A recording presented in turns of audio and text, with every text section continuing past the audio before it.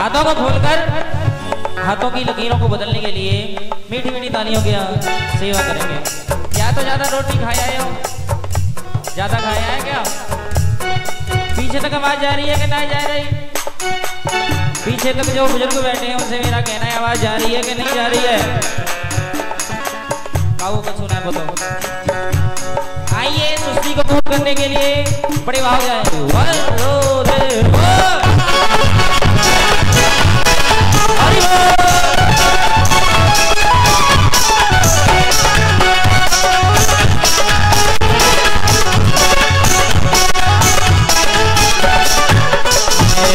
रस्मों की प्राणी है ये जीवन आधार है, ये रस्मों की प्राणी है ये जीवन आधार है।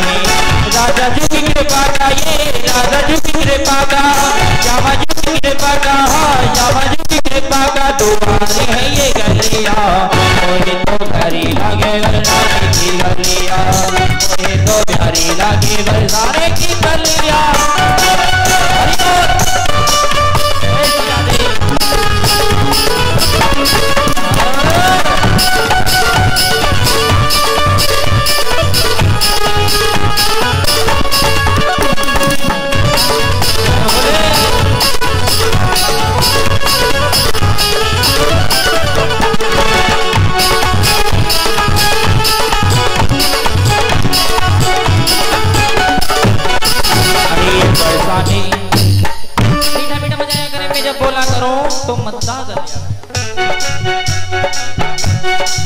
बरसाने जो भी आवे चरणों में प्रीति पावे, बरसाने जो भी आवे प्रीति जो भी पावे। बरसाने कौन गया है? बरसाने कौन कौन गया है? आओ, नई बास की रोटी लग गई है का? बरसाने कौन कौन गया है? जो गए हैं बड़ा प्यारा मंदिर है राधा रानी ब्रजवानंदिनी का। कभी भी जाए वृंदावन के दर्शन करके बरसाने की जरूर करके जाए। हमारी श्यामा जो लाडली जी का प्राकट रूप और उनका घर है वहां पे। और देखिए बरसाना बड़ा ही पवित्र सुंदर माना जाता है। और बताया बरसाने जो भी आवे चरणों में प्रीति पावे, बरसाने जो भी आवे चरणों में प्रीति पावे, बरसाने जो भी आवे प्रीति जो भी पावे, बरसाने जो भी आवे चरणों में प्रीति पावे। राजा सरकारी है ये गलिया हो, ओहे तो प्यारी लागे बरसाने की गलिया, ओहे तो प्यारी लागे बरसावन की गलिया। जगी सोनाली है ये जगी सोनाली है ये जगी सोनाली है ये जगी सोनाली है ये काले की गलिया हो, ओहे तो प्यारी लागे बरसावन की गलिया, ओहे तो प्यारी लागे बरसावन की गलिया।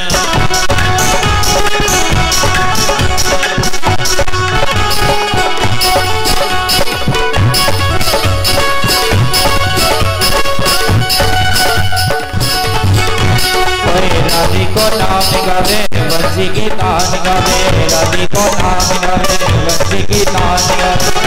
मीठी पीड़ा की ये मीठी मीठी पीड़ा की मीठी मीठी पीड़ा की ये तान है ये गलिया। बोल वृंदावन में हरि लाल की जय जय श्री। और हाथ उठने आते आते बात ऐसे नहीं बनेगी। जय जय श्री राधे। पीछे वालों हाथ उठा लो, उठा के सीधे सीधे हाथ पीछे तक सभी उठा लियो भैया। ओ मैया ये जानी पहचाने गांव है, अपना गांव है, लेकिन सभी भक्त मेरी हेलो श्री राधे मेरी बात मानते हैं, प्यारे भक्त हैं। उठा के सीधे सीधे हाथ, जिन्हें 2 हाथ दिए हैं दोनों हाथ उठाए, और 3 दिए हैं तीनों हाथ उठाएंगे बड़े भाव के साथ, बड़े भाव के साथ वहीं से चलेंगे भैया। और मोहे तो प्यारी लागे बरसाने की गलिया, मोहे तो प्यारी लागे बरसाने की गलिया, मोहे तो प्यारी लागे बरसाने की गलिया, मोहे तो प्यारी लागे बरसाने की गलिया, मोहे तो प्यारी लागे।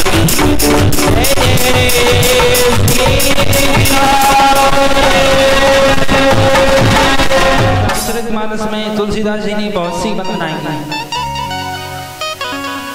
सत्य की वंदना बड़ी ही सुंदर की है।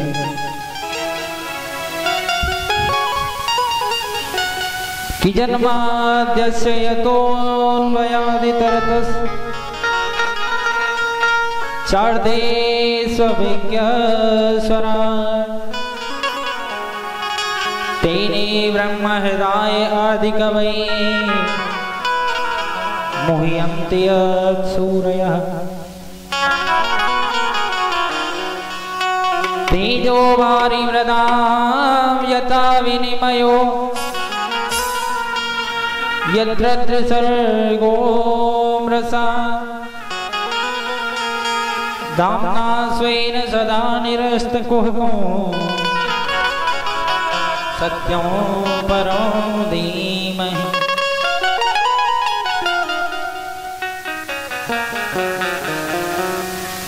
जन्माद्यस्य यतोऽन्वयादितरतस् मृत्यु और पालन ये सब भगवान करते हैं। श्रीमद् भागवत कथा का सर्वप्रथम श्लोक है कि सच्चिदानंद रूपाय विश्वोत्पत्त्यादितवे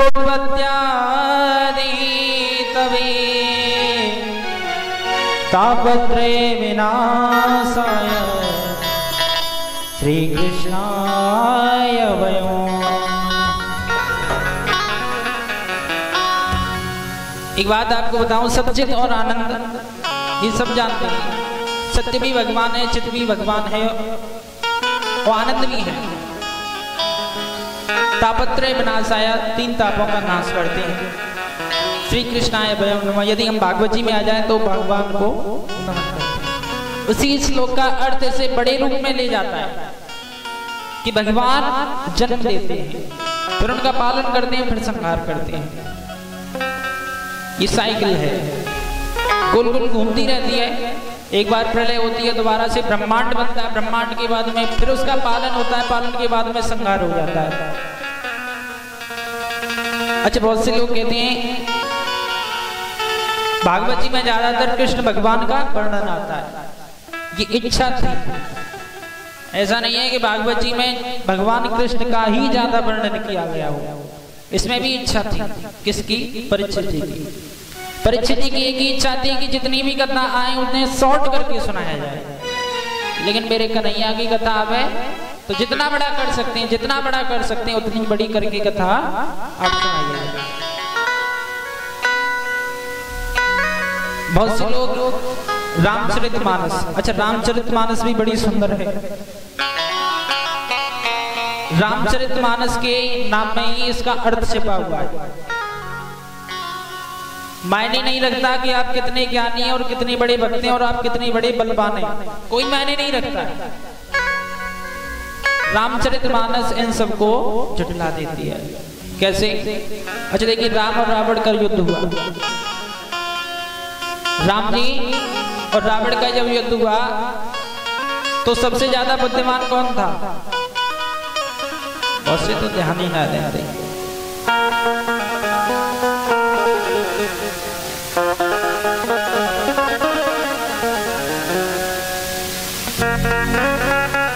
कोई गहन चर्चा है रही है, देखो पीछे देखो एक बार।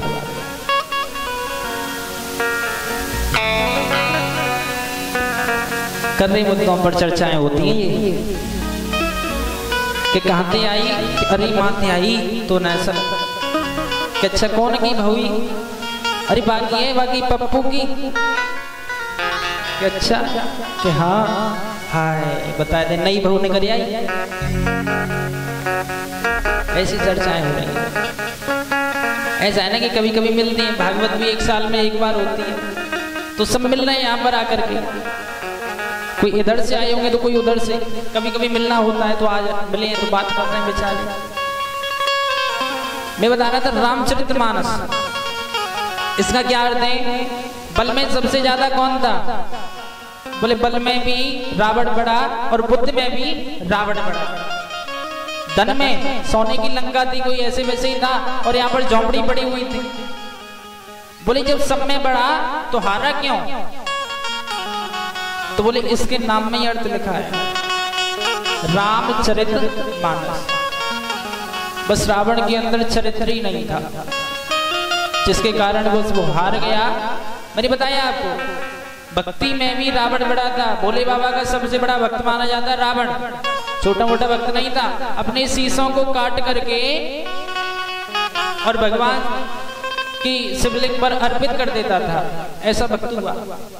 भक्ति में भी बड़ा। और यहाँ राम जी ने केवल एक रेत की शिवलिंग बनाई और उस पर अभिषेक कर दिया, बोले ऐसे नहीं था। उसने जो अपनी रक्त से अभिषेक किया था। सब चीज में बड़ा, लेकिन एक ही चीज में छोटा पड़ गया, चरित्र में।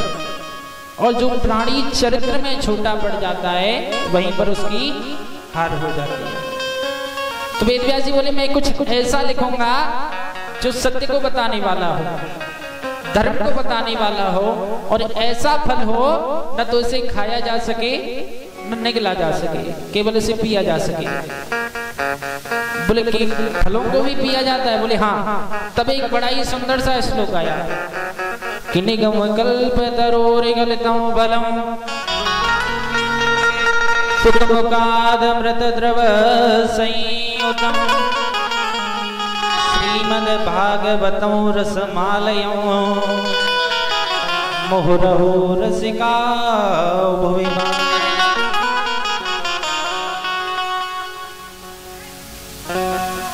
भागवत रसमालय, भागवत जी के रस को पीना चाहिए और जितना पी सके उतना पीना चाहिए।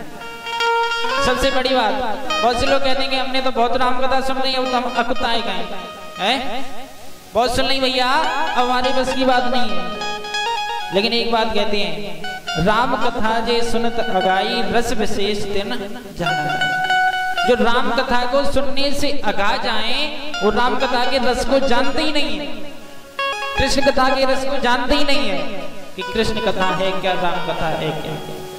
इसीलिए कभी भी इससे अगाना नहीं चाहिए, इसे तो जितना पी सके उतना पीना चाहिए। सबसे बड़ी बात यहाँ पर एक कही कि यही सबसे बड़ा धर्म है। वैसे तो अपना धर्म सनातन धर्म है, लेकिन इस धर्म में भी एक और धर्म है जिसे हम भागवत धर्म कहते हैं। और इस धर्म को अपनाने के लिए हम सब यहाँ पर विराजमान हैं। श्रीमद् भागवत कथा को सुनने के लिए हम यहाँ पर विराजमान हैं। 3 श्लोक आए और इन तीनों श्लोकों की बड़ी सुंदर सी स्तुति कही जाती है।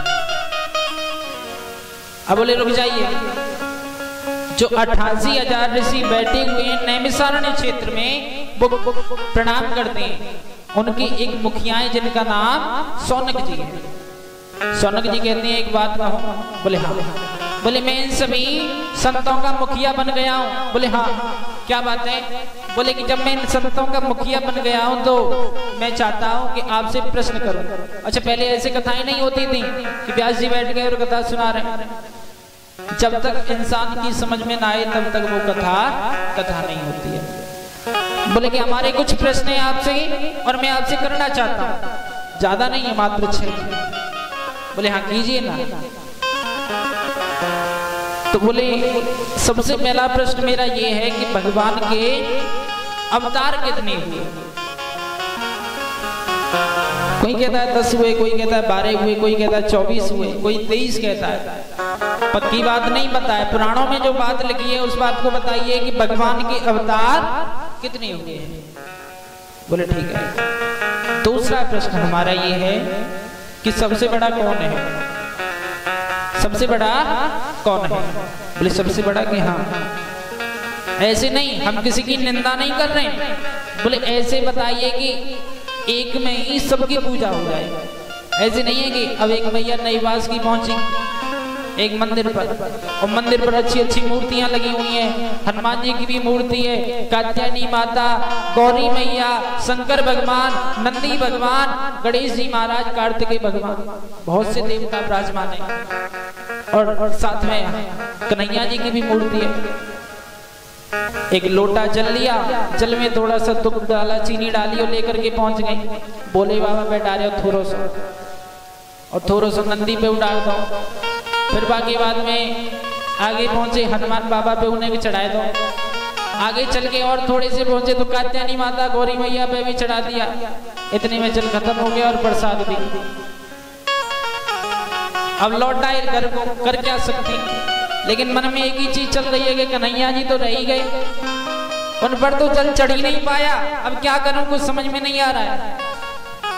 तो बोले हम चाहते हैं कि एक पर जल चढ़ाएं और वही जल सब पर अपने आप चढ़ जाए, किसी एक की पूजा बताइए हमें। बोले ठीक है। अब बोले दूसरा है, तीसरा प्रश्न है हमारा कि भगवान के जाने के बाद में धर्म किसकी शरण में रहा। बोले ठीक है, इसे भी बताएंगे। चौथा प्रश्न है कि धर्म कौन है, और पांचवा प्रश्न हमारा ये है कि सुखदेव जी महाराज कौन है, और छठवां प्रश्न मान लीजिए ये अनुरोध, हमें बताइए जितनी भी कथा आए उन्हें सूक्ष्म कीजिए, कृष्ण कथा को विशाल रूप में लेकर के चलिए। बोले ठीक है, लेकिन मैं पहले अपने गुरु का तो ध्यान कर लूं, सबसे पहले गुरु का ध्यान करना चाहिए, उसके बाद में कुछ होता है। तो बोले ठीक है, गुरु कौन है आपके। बोले सुखदेव जी महाराज। बोले सबसे पहले इन्हीं के बारे में बताओ। बोले ध्यान तो कर लूं पहले के, ठीक है। अब ध्यान बड़ा ही सुंदर किया है कि हम प्रव्रजन्त मनोवेदमपेत कृत्यं द्वैपायनो विरह कातरया जुहाव पुत्रेति तन्मयतया तरवो विनीदो तम सर्वभूत हृदयो मुनिमानतो। बड़ा ही सुंदर सा श्लोक का गान किया है, आनंद आ गया। लेकिन मैं आपको एक बात बताऊं, सुखदेव जी महाराज का जैसे ही वंदन किया, बोले कौन थे ये सुखदेव, इनके बारे में हमें बताइए जरा, इन सुखदेव के बारे में हमें बतलाइए। कि ठीक है मैं बताता। बोले सुखदेव जी महाराज पहले एक तोता थे, भगवान की आज्ञा पाकर के ये आए और हिमालय पर्वत पर एक गर्भणी तोती के गर्भ में प्रवेश कर गए। और जैसे ही प्रवेश किया तो नारद जी आए हैं, नारद जी ने लीला की है और माता पार्वती क्रोधित हो गई। बोले लीला क्या की। बोले लीला ये की कि नारद जी ने आकर के कह दिया कि आपके पति आपसे झूठ बोल कपट करते हैं। बोले क्यों। बोले उनके गले में जो मुंडों की माला है वो किसकी, आप बताइए। माता पार्वती बोली कि वो तो मुझे सब कुछ बताते हैं, यहाँ तक कि उन्होंने ये भी बता दिया कि जो मेरा गुरु मंत्र किसी को नहीं बताना चाहिए, जो गुरु मंत्र है वो क्या है ये भी बताया मुझे। तो नारद जी बोले अच्छा कभी ये बताया कि आपके गले में जो मुंडों की माला है वो किसकी है। बोले ये तो नहीं बताया। माता पार्वती क्रोधित हो गई और क्रोध में गोप भवन में चली जाती है, विराजमान है। भगवान शंकर आए, बोले देवी कैसे परेशान हो। बोले आज तक आपने ये नहीं बताया कि आपके गले में जो मुंडों की माला है वो किसकी है। बोले बस इतनी सी बात, जो गले में मुंडों की माला है वो आप ही के मुंडों की माला है। बोले कैसे। बोले कभी आप काली का रूप धरती हैं, कभी सती का, कभी किसी का रूप धरती हैं, कभी किसी का, कभी पार्वती का रूप धरती हैं। तो इसीलिए मैं उन मुंडों को काट करके अपनी माला में जोड़ लेता हूँ। बोले क्यों। बोले इसलिए कि हमारा और तुम्हारा प्रेम बना रहे। बोले अच्छा कि हाँ। बोले ठीक है, लेकिन इस प्रश्न के बाद में एक शंका और पैदा हो गई। बोले शंका कि हाँ। अब माता पार्वती ये सोच रही है कि भगवान शंकर तो अपने प्रेम को दिखा देती है मालाओं में मंड जोड़ करके, लेकिन मैं कैसे अपने प्रेम को दिखाऊं, क्योंकि भगवान शंकर तो कभी शरीर को छोड़ते ही नहीं। पूछने लगेंगी ये क्या बात है, आपने आज तक अपना शरीर क्यों नहीं छोड़ा। बोले कारण एक ही है, मैंने अमर कथा का पान किया है। बोले उस अमर कथा का पान मुझे भी कराइए, फिर मैं आपके साथ हमेशा रहूंगी। भगवान शंकर ने बहुत मना किया लेकिन नहीं मानी। 3 बार डमरू बजाया और जैसे ही डमरू बजाया तो सभी पशु पक्षी वहां से भाग गए। और जैसे ही भागने के बाद में विराजमान हुए हैं तो वो जो तोता था जो कलविंग नाम का तोता वहां से यहाँ आया है, अंडे से बाहर निकल करके आ गया। बोले इस कथा में 12 स्कंद हैं। पहला स्कंद पूरा हो तो कहना है प्रथम स्कंद हो, बोले ठीक है। दूसरा पूरा हो तो द्वितीय स्कंद हो, बोले ठीक है, कोई बात नहीं। पहला स्कंद पूरा हुआ तो प्रथम स्कंद ओम माता पार्वती ने बोला। दूसरा, तीसरा, चौथा, पांचवा, छठवां, सातवां, आठवां, 8 स्कंद तक माता पार्वती जगी रही। लेकिन जैसे ही 9वां स्कंद आया सोने लगे। अब वो इतना बड़ा हो गया शुक्र कि वो घोंसले से निकल करके डाली पर आकर के बैठ गया। कथा सुनते सुनते बोला कि माता पार्वती तो सो गई और यदि इन्होंने जवाब नहीं दिया तो बड़ा संकट आ जाएगा, कथा बीच में रुक जाएगी और मैं सुन नहीं पाऊंगा। बोले अब क्या करें? बोले कि मैं ही जवाब देता हूँ। 9वां स्कंद आया तो सुख ने आवाज दी 9वां स्कंद हो। और जैसे ही 12 स्कंद संपूर्ण हुए तो जोर से जयकारा लगाया, बोलो बाकी बिहारी लाल की। माता पार्वती बोली कि कथा पूरी हो गई ना? बोले आपको नहीं पता 12 स्कंद पूरे होते हो? बोले कि हो गए। बोले आपको नहीं पता? बोले मैं तो 8वें स्कंद पर सो गई थी। जैसे ही 9वां स्कंद प्रारंभ हुआ तो मैं तो तभी सो गई थी। भगवान शंकर क्रोध में आ गए। अच्छा देखो, भगवान शंकर भोले हैं तब तक जब तक क्रोध में ना आए, और जब क्रोध में आ जाए तो भारी संकट आ जाता है। और आज जैसे ही क्रोध में आए तो चारों ओर देखा लेकिन कोई भी नहीं देखा, नीचे देखा कोई भी नहीं देखा, और जैसे ही ऊपर नजर डाली तो एक डाली पर सुख बैठा हुआ है। बोले पहले तो चोरी से कथा सुनी, फिर व्यास मंच का अपमान किया तूने। भगवान शंकर पीछे पीछे भागने लगे। होली बाल कृष्ण लागे अमर कथा श्री कृष्ण चंद्र की, और सुना रहे त्रिपुरारे उमा की पड़ गई सोता हो गिराते गए तोता। उमा की पड़ गई सोता हो गिराते गया तोता।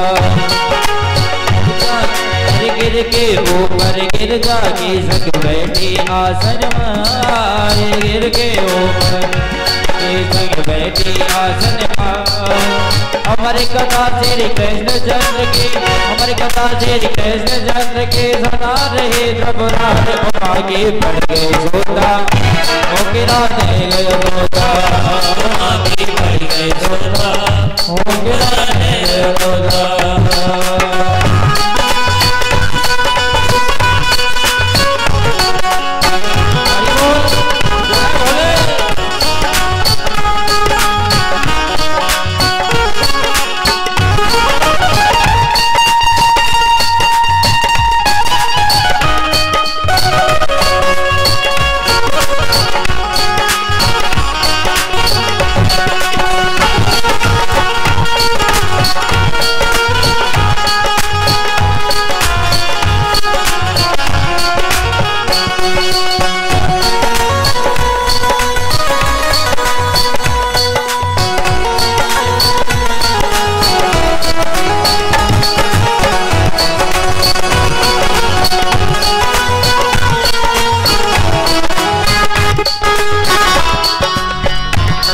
जब ध्यान लगाया शिव ने दृष्टि उमा पर आई, तब ध्यान लगाया शिव ने दृष्टि उमा पर आई। आज भोले बाबा ने देखा कि पार्वती मैया तो सो रही है, हुंकरा कौन देगा? पहले कहानी सुनाते थे, दिन में सुनाते थे कि रात में? अगर दिन में कहते थे कि भैया लाला सो जा तो कह नहीं कहानी सुनूंगा, तो कहते मामा के भूल जावे दिन में कहानी सुनेगा। तो हुंकरा देनी आज पार्वती मैया और भोले बाबा पार्वती मैया को देखने लगे कि ये हुंकरा कौन दे रहा है। पार्वती मैया तो सो रही थी। ओ जब ध्यान लगाया शिव ने दृष्टि उमा पर आई, जब ध्यान लगाया शिव ने दृष्टि उमा पर आई। जब ध्यान लगाया शिव ने दृष्टि उमा पर आई, जब ध्यान लगाया शिव ने दृष्टि उमा पर आई। कोई ना दिखे मन में खुद बने हो गिरा भाई, कोई ना दिखे मन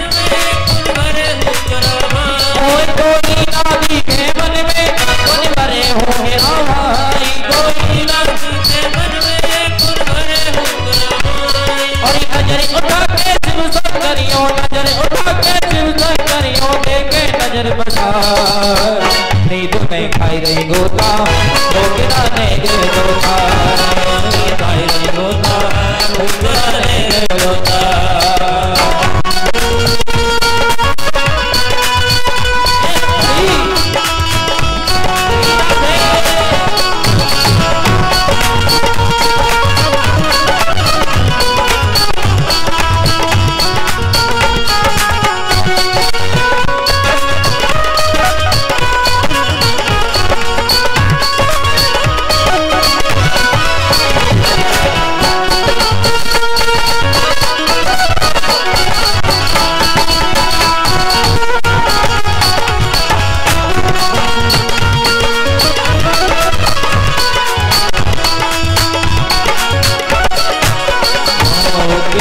ऊपर गिर जाके संग बैठी आसन मारी गिर के ऊपर गिर जाके संग बैठी देखिए गिर शब्द गिर जहाँ मेरे भोले बाबा भोलेनाथ बैठे हैं गिर कहते हैं एक पहाड़ जो कैलाश पर्वत है उसको गिर नाम से भी जाना जाता है गिर। और गिरजा कहा गया है पार्वती मैया को गिरजा के संग और गिर के ऊपर गिर जाके संग बैठी आसन मार गिर के ऊपर गिर जाके संग बैठी आसन मार गिर के ऊपर गिर जाके संग बैठी आसन मार गिर के ऊपर गिर जाके संग बैठी आसन मार। और देखिए आज भोले बाबा ने बड़ा सुंदर सा भोले बाबा को कैसी गुस्सा आई कि ये कथा इसने छल से सुनी है। कभी भी भागवत सुनते हैं ये अमर कथा थी ये भागवत कथा थी जो कि भोले बाबा ने पार्वती मैया को श्रवण कराई। बोलो नीलकंठ महादेव की जय। कोई ना बोल लो है भैया बहुत अच्छे लगते हैं।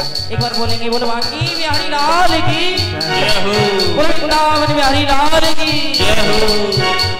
और वहीं से जाएंगे गिर के ऊपर गिर जाके संग बैठी आसन मार गिर के ऊपर जाके संग बैठी आसन मार गिर के ऊपर गिर जाके संग बैठी आसन मार।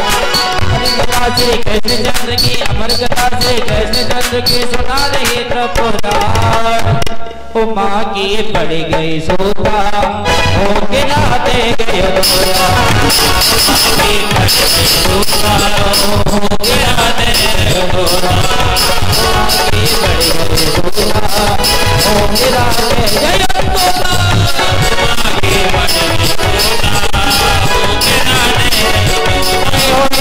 की पड़ गई सोता हो गिराते गए दोरा हो गिराते गए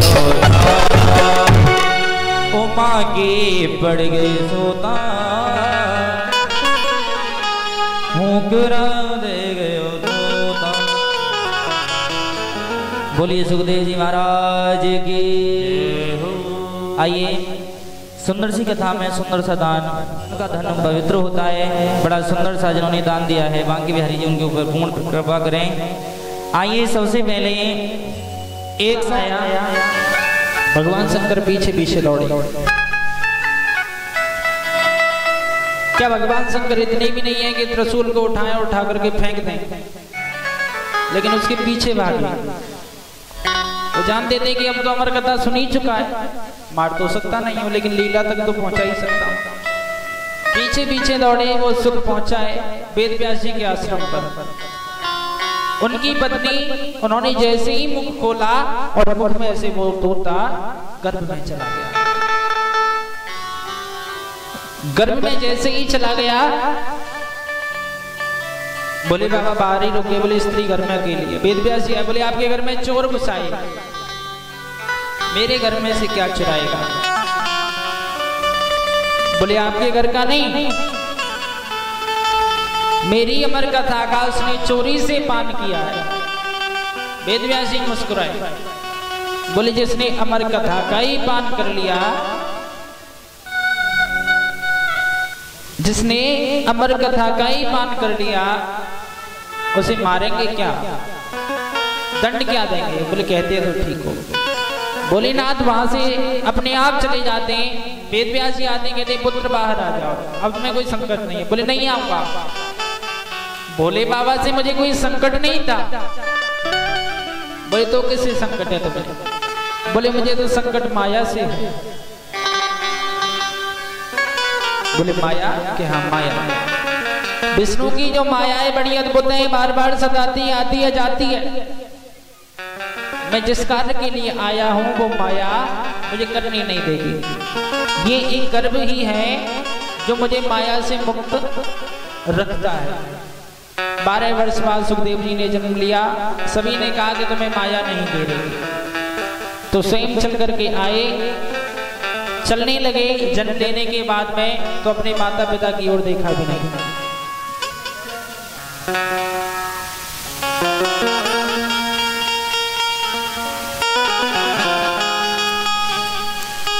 और जाने लगे। वेद व्यासी भी वहीं पर रह गई। लेकिन समस्या एक है यहाँ पे कि शौनक जी ने जो प्रश्न किया उसका उत्तर भी देना है। बोले भगवान कब कब जन्म लेता है? बोले सबसे पहला यही प्रश्न था आपका। बोले भगवान तब तब जन्म लेगा, तुलसीदास जी भी कहते हैं कि जब जब होए धर्म की हानि, बाढ़े असुर अधम अभिमानी, तब तब धरे प्रभु विवेद शरीरा, हरे कृपा निज सज्जन पीरा। अच्छा, तुलसीदास जी ने एक अच्छी बात कही यहाँ पे कि जब जब होए धर्म की हानि, बाढ़े असुर अधम अभिमानी।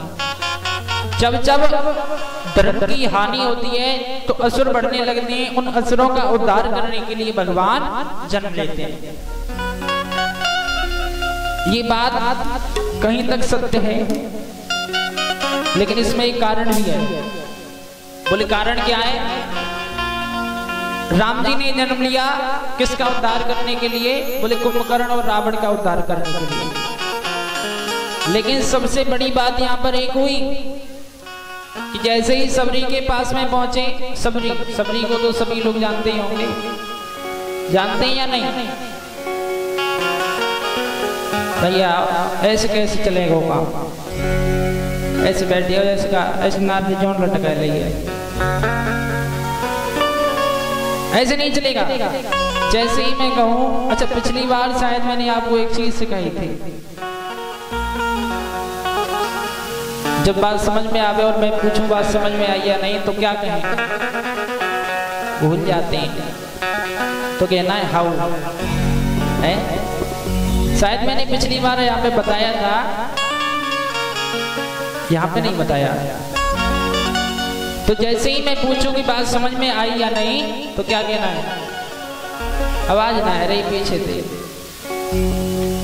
ऐसे बैठे हो जैसे का कोई राशन बांट पे आए हो और सब देख रहे हैं कि हमारा नंबर कब आवेगा।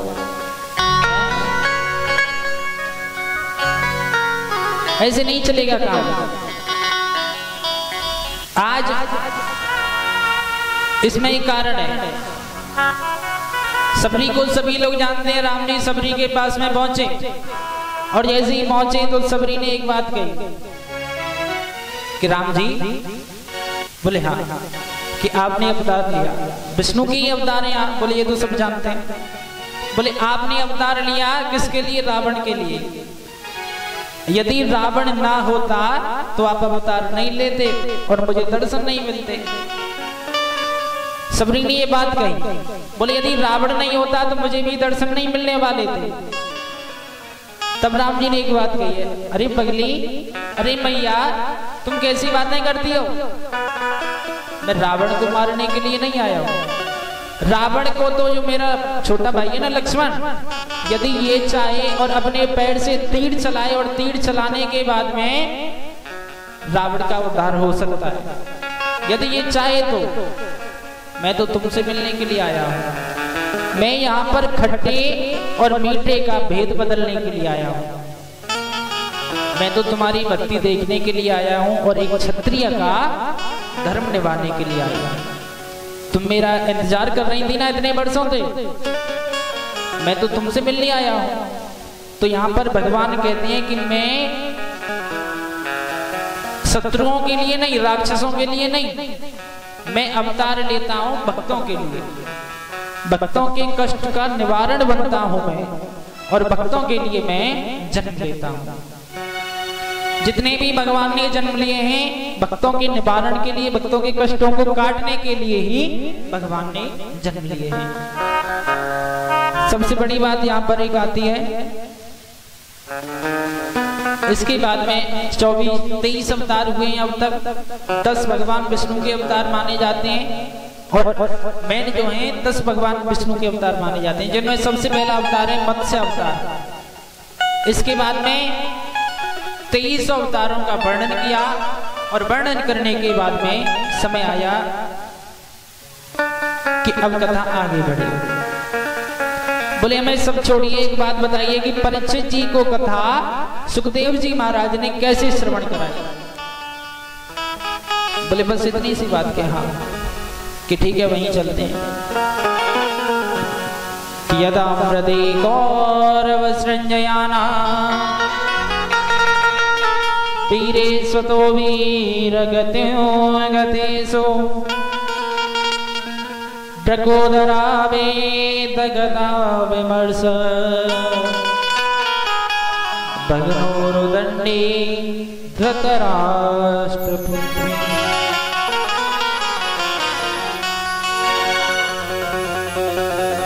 धृतराष्ट्र का पुत्र भीम, धृतराष्ट्र के पुत्र दुर्योधन और पांडु पुत्र भीम, इन दोनों का गदा युद्ध चल रहा है। बड़ा ही भीषण गदा युद्ध है। बार बार भीम प्रहार करती है लेकिन कोई असर नहीं होता है, बार बार प्रहार करती है लेकिन कोई असर नहीं होता। काफी समय व्यतीत हो गया, तब भगवान ने कहा कि इसकी जंघा पर वार करो। तो भीम ने जैसे कि जंघा पर वार किया, दुर्योधन वहीं गिर जाता है। ये दुर्योधन का आखिरी टाइम है। तो इस समय दो लोग मिलने के लिए आए हैं। एक अश्वत्थामा है। अश्वत्थामा ने कहा कि तुम्हारा ये हाल किसने किया? बोले मेरा हाल पांडवों ने किया, तुम जानते हो। बोले यदि मैं तुम्हारी सेना में होता, सेनापति होता तुम्हारा, तो हो सकता है मैं पांचों, एक नहीं पूरे 5 पांडवों को मार सकता था। दुर्योधन ने एक ही बात कही, मुझे इस बात का कष्ट नहीं है कि हम 101 थे और आज 101 भी मारे जा रहे हैं, इस बात का कष्ट नहीं है मुझे कष्ट इस बात का है कि हम तो 101 मारे गए, लेकिन पांडवों में से हम पर एक भी नहीं मरा। बल में भी मैं ज्यादा था, सेना मेरी बड़ी बड़ी, सब कुछ मेरा बड़ा था। एक बार फिर से देखें, महाभारत का युद्ध होने को है। दोबारा से शुरुआत करती है इस महाभारत की कि आखिर ये युद्ध हुआ कैसे। रामायण और महाभारत ये दोनों ऐसे महाकाव्य हैं जो बड़े सुंदर हैं। रामायण को लिखा वाल्मीकि जी ने, महाभारत को लिखा वेद व्यास जी ने। दोनों को ऋषियों ने लिखा है, और ये जो दोनों ही युद्ध हुए हैं किसी कारण हुए हैं, और कोई कारण ज्यादा बड़ा भी नहीं है, एक ही कारण था। बोले क्या कारण था? बोले महाभारत का युद्ध क्यों हुआ था ये बताइए। रामायण का युद्ध तो सभी लोग जानते हैं, माता सीता के कारण हुआ। माता सीता को रावण लेके चला गया और एक स्त्री के कारण ही ये युद्ध हुआ। लेकिन महाभारत का युद्ध क्यों हुआ? बोले इसमें एक ही कारण था। पांडवों ने एक महल बनाया बड़ा ही सुंदर सा, और उस महल को दिखाने के लिए कौरवों को बुलाया। कौरव चले आए और आकर के महल देखा तो वाकई में बड़ा ही सुंदर था, लेकिन एक जगह पर जल भरा हुआ था। जल बड़ा ही सुंदर था, जल और फर्श में कोई अंतर नहीं दिख रहा था। जल और जब फर्श में अंतर नहीं दिख रहा था तो दुर्योधन उस जल में गिर जाता है। द्रौपदी ऊपर खड़ी थी, मुस्कुराई और मुस्कुराकर एक ही बात बोली कि अंधे ने के तो अंधे ही होता है। अच्छा ये बात क्यों कही बताए? दुर्योधन के जो पिता थे वो आंखों से अंधे थे, माता गांधारी ने देखा जब मेरे पति ही नहीं देख सकते तो मैं देख करके क्या करूंगी, तो उन्होंने आंखों पर पट्टियां बांध ली। तो द्रौपदी ने इसलिए कहा कि अंधे के तो अंधे ही होता है। दुर्योधन बोला कि तुझे ही देखूंगा। जुए में हार गए द्रौपदी को। अब देखो यहाँ पर सबसे बड़ा टेस्ट लिया जाता है भक्ति का, भक्ति का टेस्ट लिया जाता है। भगवान का कभी उदाहरण था जो कि कथा में आगे सुनाऊंगा। भैया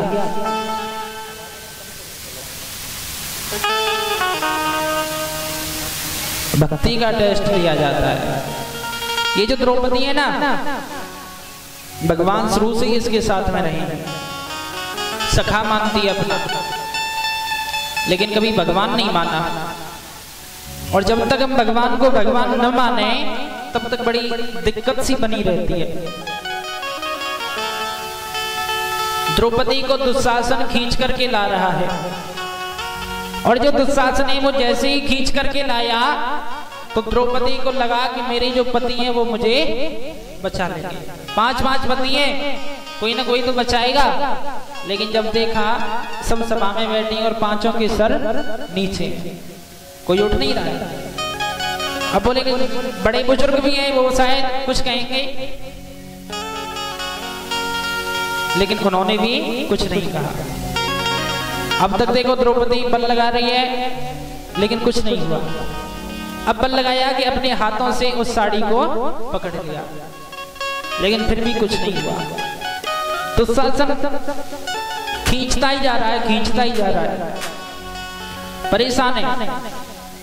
जब अंत में सब कुछ हार गई तब हाथ खोल दिए ऐसे और बोले कि हे केशव, यदि मैंने तुम्हारे लिए कुछ भी किया होगा तो आप पल भर भी नहीं लगाएंगे। हे द्वारकाधीश, आइए और आकर के मेरी मदद कीजिए। द्वारकाधीश जैसे ही कहा है, भगवान तो वहीं पर विराजमान थे। कहां पर?